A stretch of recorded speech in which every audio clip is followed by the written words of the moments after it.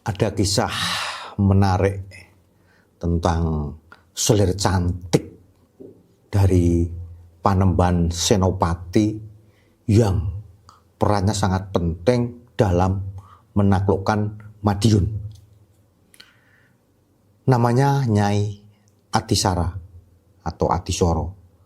Peran Nyai Atisoro membantu Panembahan Senopati menaklukkan Madiun merupakan salah satu strategi penting dalam upaya Mataram memperluas wilayahnya.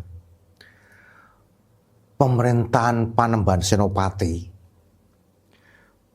banyak adipati di berbagai daerah, terutama di wilayah timur, berusaha melepaskan diri dari kekuasaan Mataram.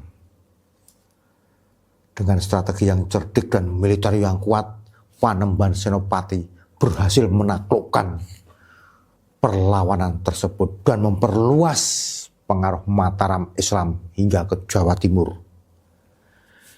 Dikutip dari buku Kisah-kisah Fenomenal Penaklukan Jawa karya Ahmad Wahyu Sudrajat, di antara perlawanan yang terjadi, Madiun menjadi salah satu wilayah yang cukup sulit ditaklukkan karena dukungan dari berbagai daerah di Jawa Timur.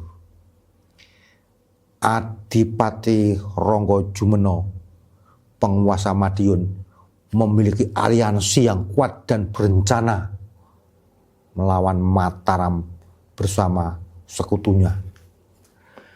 Dalam kondisi inilah Panembahan Senopati tidak hanya mengandalkan kekuatan militer, tapi juga menggunakan strategi diplomasi yang melibatkan Nyai Atisara sebagai agen intelijen dan negosiator ulung. Ingin tahu bagaimana peran Nyai Atisoro membantu Panembahan Senopati dalam menaklukkan Madiun? Begini penjelasannya. Siapakah Nyai Atisoro itu? Dikutip dari laporan penelitian berjudul Metode Perancangan bagi Seni Pertunjukan Teater bersumber tradisi lisan dan perspektif gender,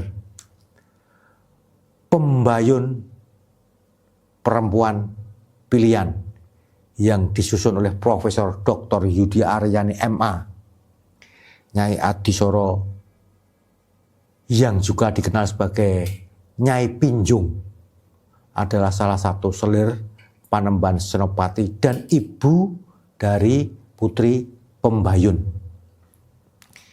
Ia bukan sekedar selir, tetapi juga seorang telik sandi atau mata-mata yang sangat ulung dimiliki oleh Mataram. Peran strateginya dalam diplomasi dan intelijen terlihat ketika ia diutus dalam misi perdamaian ke Madiun. Julukan Nyai Pinjung merujuk pada istilah Jawa pinjung, yaitu cara mengenakan kain dari dada hingga ke bawah tanpa menggunakan stagen, yang bisa dilakukan saat mandi di tempat terbuka seperti sungai atau sendang. Simbolisme dari pinjung mencerminkan sikap siap rebus atau bersedia basah, kuyup, dan menanggung segala risiko demi tugasnya. Hal ini melambangkan pengorbanan dan kesiapan totalnya dalam menjalankan misi untuk kepentingan Panembahan Senopati. Sebagai seorang telik sendi, Nyai Atisoro menunjukkan kecerdikan, kesetiaan, dan keberanian yang luar biasa. Ia tidak hanya berperan dalam urusan domestik sebagai selir, tetapi juga memainkan peran penting dalam strategi politik dan militer Mataram Islam. Kesediaannya untuk melakukan apapun demi junjungannya menjadikannya sosok yang berpengaruh dalam sejarah awal Kesultanan Mataram Islam. Peran Nyai Atisoro membantu Panembahan Senopati menaklukkan Madiun menurut Sriwintolo Ahmad dalam buku Melacak Gerakan Perlawanan dan Laku Spiritualitas Ratu Kalinyamat. Dalam sejarah penaklukan Madiun oleh Mataram, peran Nyai Adisoro menjadi salah satu strategi kunci yang digunakan oleh Panembahan Senopati. Melalui kecerdikan dan keluasannya Nyai Adisoro, Mataram berhasil melemahkan perlawanan Adipati Ronggojumeno tanpa harus mengarahkan kekuatan penuh dalam pertempuran. Saat itu, penguasa Madiun bernama Adipati Ronggojumeno menjalin aliansi dengan beberapa daerah di Jawa Timur, termasuk Tuban, Sidayu, Lamongan, Gresik, Lumajang, Kertosono, Malang, Pasuruan, Kadiri, Wirosobo, Blitar, Mojopuro, Pringgoboyo, Pragunan, Lasem, Madura, Sumenep, Pakacangan, dan Ponorogo. Aliansi ini bertujuan untuk menghadapi kekuatan Mataram yang dipimpin oleh Panembahan Senopati.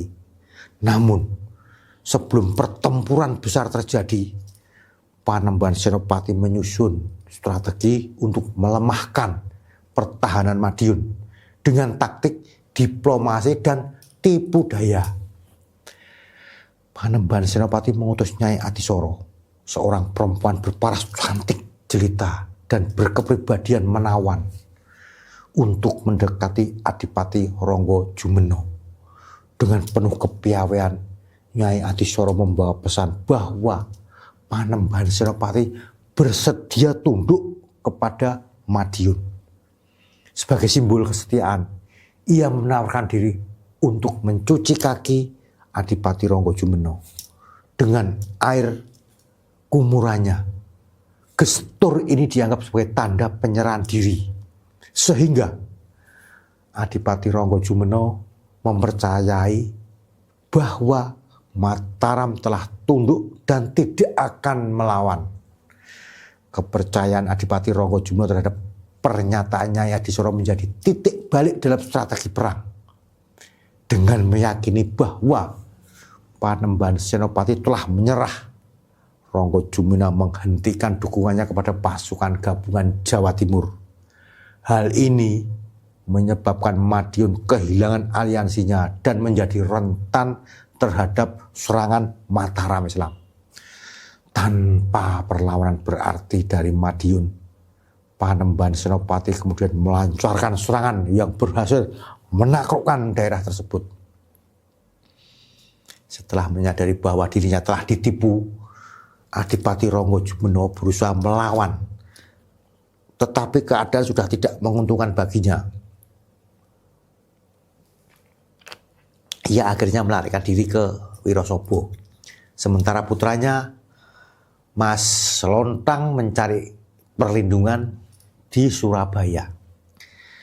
Selain keberhasilan Mataram dalam menguasai Madiun, peristiwa ini juga berujung pada pernikahan antara Panembahan Senopati dan Retno Dumilah, putri Adipati Ronggojumeno. Retno Dumilah yang awalnya tetap berusaha melawan, akhirnya tunduk setelah Panembahan Senopati menjanjikan status sebagai permaisuri. Pernikahan ini memperkuat kedudukan Mataram dan memperluas pengaruhnya. Peran Nyai Adisoro dalam strategi ini menunjukkan bagaimana diplomasi dan siasat licik dapat menjadi alat yang efektif dalam politik dan peperangan. Dengan kecantikannya, ia berhasil memanipulasi situasi sehingga Mataram Islam dapat mengalahkan Madiun tanpa pertempuran besar. Peristiwa ini menjadi salah satu contoh bagaimana strategi perang tidak hanya mengandalkan kekuatan militer, tetapi juga kecerdasan dan kelicikan politik. Demikianlah penjelasan lengkap mengenai peran Nyai Adisoro yang membantu Panembahan Senopati menaklukkan Madiun. Semoga bermanfaat. Walau tak sependapat. Rahayu Berkah Gusti.